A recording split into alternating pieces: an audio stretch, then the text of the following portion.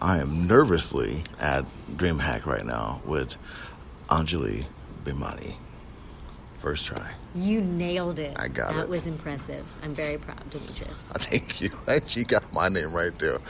All right, so we're here at DreamHack. First and foremost, what brought you to DreamHack?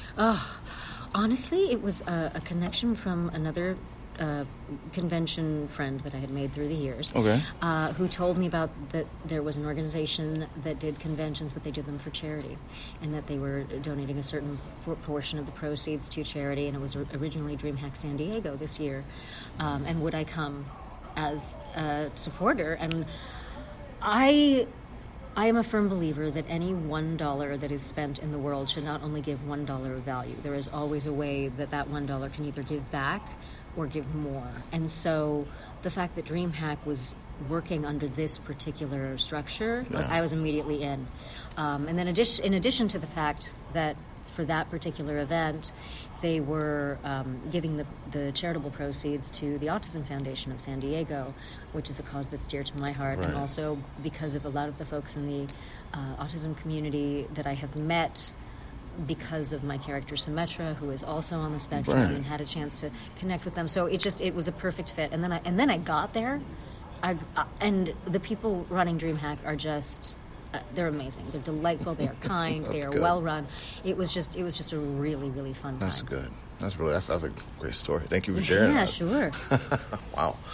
And so, well, since I said that to you, you said you've been to San Diego. How are you liking Atlanta so far? Well, I love Atlanta. I've spent a lot of time in Atlanta. Yeah? Yeah, because we shot Ms. Marvel here. That's right. So, and it was before we had vaccinations. Mm-hmm. So there was a long quarantine time. So you got to were spend going some to go back time and here forth. then. Right. So I spent the better part of 4 months hanging here in Atlanta. Where'd you hang out? Mostly in my hotel room because of COVID. but I have spent more time back here filming other things. Okay. I filmed a show, Kevin Probably Saves the World out here, and some other stuff. I love it here. I love the city. I love the people. I love downtown. All right, yeah. I've been here a lot for Dragon Con and for other things. Hello. Yeah. So Atlanta is it's a good spot for you. It's high on my heart list. Right on. All right. That's good to hear. You do a lot of voice work. Mm-hmm. You do voice work for games. You also do voice work for animation, correct? I do. What's the separation for you? Oh, that's a good question. I think it's mostly just in how things are recorded in terms of your sessions. Right. Because usually when you are recording for games, you are recording in isolation from the other actors.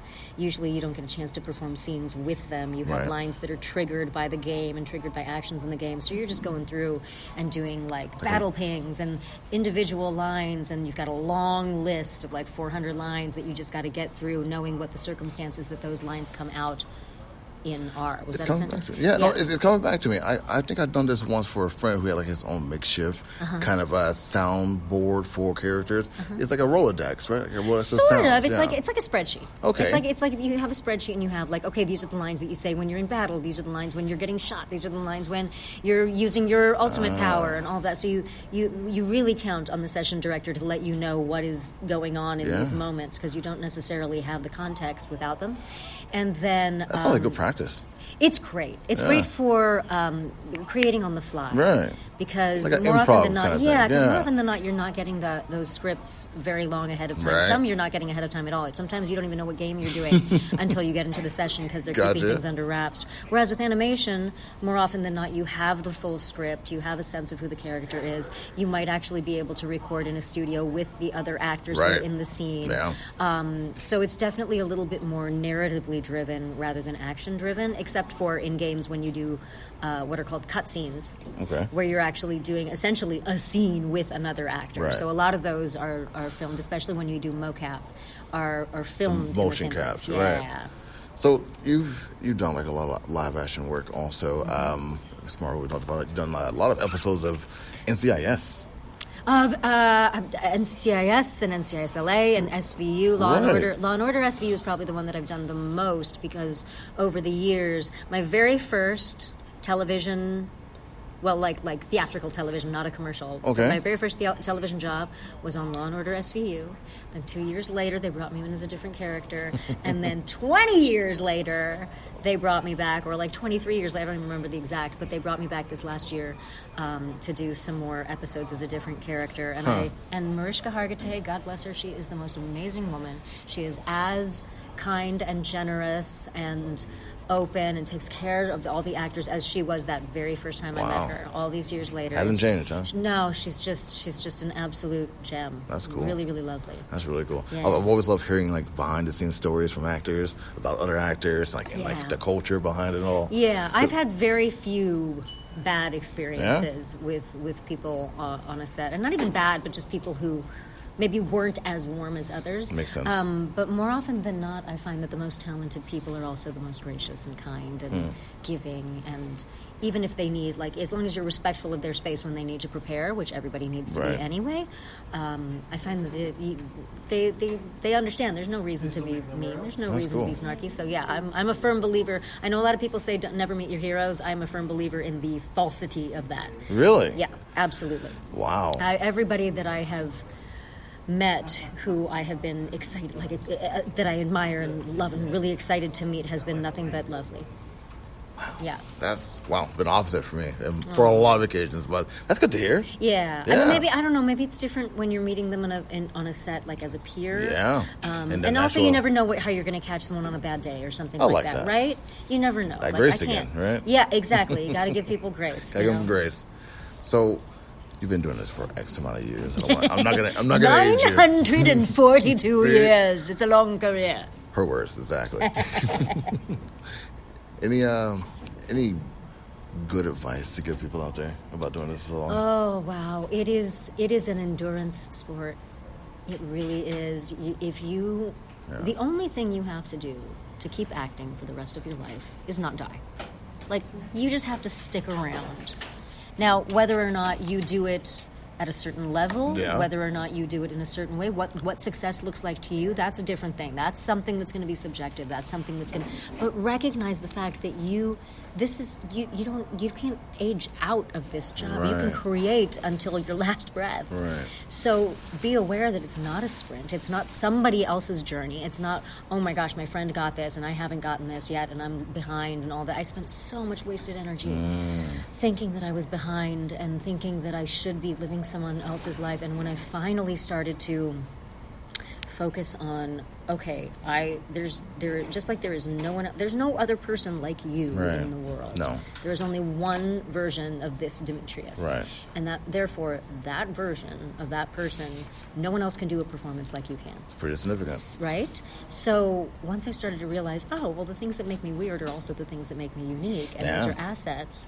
I wish little Anjali had known that when I was younger. Instead of trying to be other things. So I think for actors especially, since we are so inclined to try to please to get the job, to try to fit some mold, recognizing that just by virtue of being who you already are unique walking through the door. So lean into that. Lean into who you are. And don't try to be someone else. Don't try to have someone else's path. And just... It is a marathon. It is not a sprint. Agreed, 100%. With everything you just said, there should be like an audience clapping after that. Whew. All right, let me slow it down a little bit because you got my heart racing with that. Yeah. All right. So, what's next? What's next for you? Oh, so many things. Well, right now, we are finally airing one of my TTRPG actual play shows that we have been working on for a while called Desi Quest. For your listeners who don't know what TTRPG actual plays are, they're tabletop role-playing games. No way. Where we play like Dungeons and Dragons or other role-playing games. Hold on for a second. You did Vox Machina, so you like that was a gig you wanted to do? You wanted Vox Machina? Of course. Okay. I mean, I auditioned just like everybody else, even though they're my friends, but of course I wanted. All right. Yeah. Because I'd worked with Critical Role before on gaming stuff. Wicked. But getting to audition for them for animation, it's, any chance I have to work with the people that I love, like, I'm too busy to just see people for fun. So I make sure that I'm always working with people that I love. as much as physically possible because that's how I see my friends. All right. So yeah, the tabletop role-playing game You're world. that dude. But like, right on. I hear you. No, I'm like, how else are we going to see each other? We got to make things together. I feel it. And also, especially in this industry, a lot of people complain about, it's all about who you know. Right. Well, yes.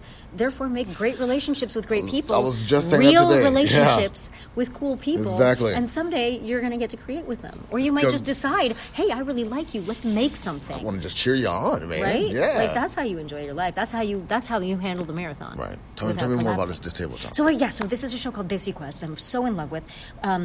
Jasmine Bhullar, who is a DM and streamer, I met her 3 years ago, right before lockdown, and she is also of Indian descent. And she's like, I really just want to play games with people of my own background. Like, we never have a chance to see that happening. And so she hooked up with some other friends that I know, Sandeep Parikh and Anand Shah, who have a production company called Effin' Funny. And basically, we ran a Kickstarter along with 2 other cast members, Omar Najam and Rekha Shankar. And we ran a Kickstarter and we shot 8 episodes, and it is now airing. We just aired episode 3. Episode 4 will air just before Christmas or around Christmas. Okay. But it is an all South Asian leading cast with non-South Asian guests. Okay. So we are inviting them into our culture, and it is set in a fantasy world that is inspired by India. And so what's been so fun about that, there's a million things that have been so fun about that. But the best part for me has been inviting other people who don't know about this culture to come in and don't worry about looking stupid. Don't worry about saying the word wrong. We will tell you all of the things. We will teach you all of the things that we are saying. We have pop-ups on the screen for things that you might not understand, because we want everyone to feel like they're at the table with us, that we have invited them to the party. Because I think that's the only way we really, that's inclusion. That's how we include people. We invite them to the party. We don't get mad at them for not knowing about our culture right away. We don't get mad at them for stepping in it because they did not know about something. We invite them, we teach them, we play with them, we show them, we party with them, and we embrace them. That's inclusion. You're right. You're 100% right. You got me thinking that you also really wanted that Ms. Marvel gig, too. All right. Here's the thing. I auditioned for Ms. Marvel not really knowing what the role was going to be, because there were sides that were different, and they're very, very hush-hush and careful. But of all the things to enter the Marvel universe with, that could not be more perfect for how cool. I feel. And with Iman Vellani, that girl is so lovely and so obviously so ridiculously talented, but such an actual lover of Marvel and Ms. Marvel before she even came on board. But she's, the person who's number 1 on the call sheet, their demeanor and attitude and work ethic really trickles down. Right. And she is just such a delightful and hardworking and just good head on her shoulders person. I'm so glad that she's so young, so we have a nice long time to watch her excel, because she's fantastic. So I was so excited to be a part of it. Every day on that set was just a joy. Everybody was obviously there because it was a labor of love and they wanted to tell this story.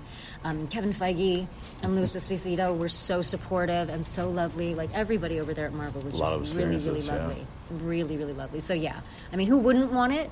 But once I found out I got it, needless to say, I was very happy that it was that one. Well, that is all I have. Still a little starstruck. Oh, a little bit. Yeah. Well, I'm right here. Yeah, Dimitri. you're right. We're just this is what I was telling you about, though. Yeah. Like, every time that I've had a chance to meet someone that I was starstruck by, they were so chill and they were so cool and they were so don't worry about it. I remember being on set with Jane freaking Fonda and Lily Tomlin the day that they got their Emmy nominations for Grace and Frankie. Now, I've grown up watching both of them, like complete idols, and they were so cool and so fun and so sweet. And Jane Fonda obviously does not take no guff. Like, she is on point. And it was just everybody was just so lovely and warm, and it just reminds you that everybody's here to do the work and enjoy each other's company and create together, and that's it. right. So no more starstruck with me. Noted. That's it. Noted. Not allowed. Done. It's done. Well, this is DFFTO Nerd Talk. I have had an honor hanging out with you. Oh. This is really fun. Oh, good. I'm glad. That's the goal. If it's not fun, you don't do it. Yeah. Thank you so much. Thank you, honey. Until next time, guys.